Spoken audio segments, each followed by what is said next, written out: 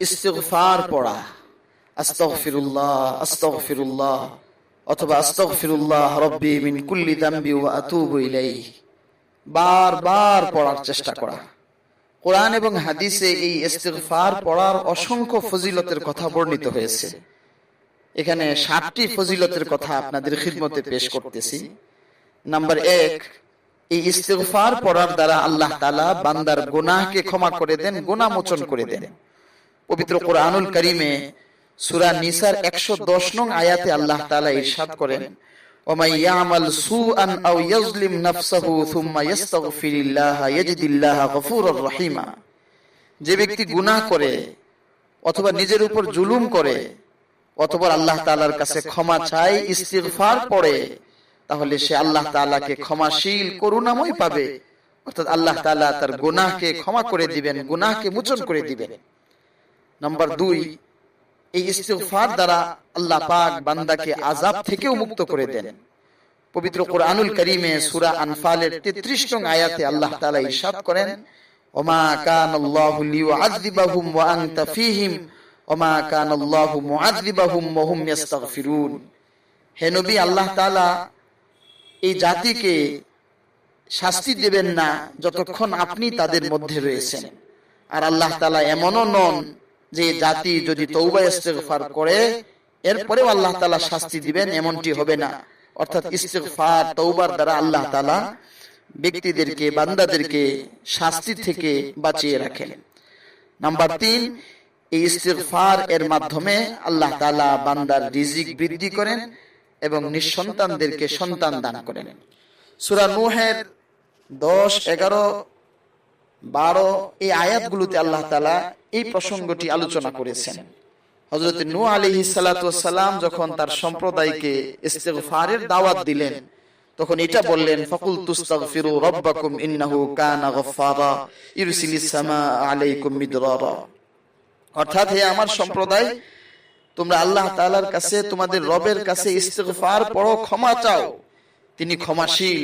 যদি তোমরা ইস্তিগফার পড়ো, ক্ষমা চাও, তাহলে তিনি অজস্র দ্বারাই তোমাদের উপর বৃষ্টি বর্ষণ করবেন এবং তোমাদের ধন সম্পদ ও সন্তান সন্ততিকে বাড়িয়ে দিবেন এবং তোমাদের জন্য বাগান সৃষ্টি করবেন, নদী নালা প্রবাহিত করবেন। এটা ইস্তিগফারের বড় একটি ফজিলত। আল্লাহ তাআলা বান্দার রিজিক বৃদ্ধি করেন এবং তার সন্তান সন্ততি, নিঃসন্তানদেরকে দান করেন। নাম্বার 4, এই ইস্তিগফারের মাধ্যমে আল্লাহ তাআলা দুশ্চিন্তা ও বিপদকে মুক্তি করে দেন।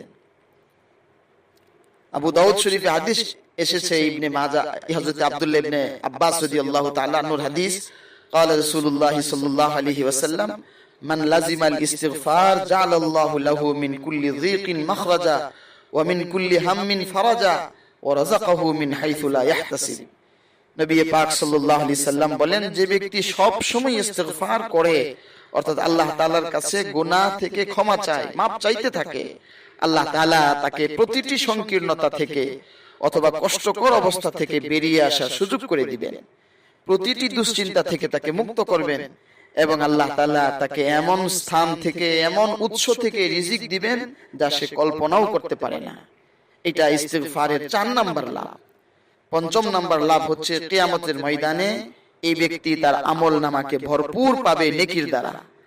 নবী পাক সাল্লাল্লাহু আলাইহি সাল্লাম ইরশাদ করেন, মুআজ্জামে তাবরানীতে হাদিস রয়েছে, হযরত জুবাইর ইবনুল আওয়াম রাদিয়াল্লাহু তাআলা আনহুর হাদিস, قال رسول الله صلى الله عليه وسلم من أحبه أن تسره صحيفته فليكثر فيها من الاستغفار। যে ব্যক্তি চায় যে তার আমল নামা তাকে সন্তুষ্ট করুক, সেজন্য বেশি বেশি ইস্তিগফার পড়ে, তওবা করে, আল্লাহ তাআলা এর কাছে ক্ষমা চায়। নাম্বার 6, এই তওবা ইস্তিগফার পড়া, এটা আম্বিয়ায়ে কেরাম আলাইহিমুস সালাতু ওয়াস সালামের একটি সুন্নত। সকল নবীগণ সব ধরনের ছোট বড় গুনাহে কবিরা সগীরা সকল কিছু থেকে নিষ্পাপ ছিলেন।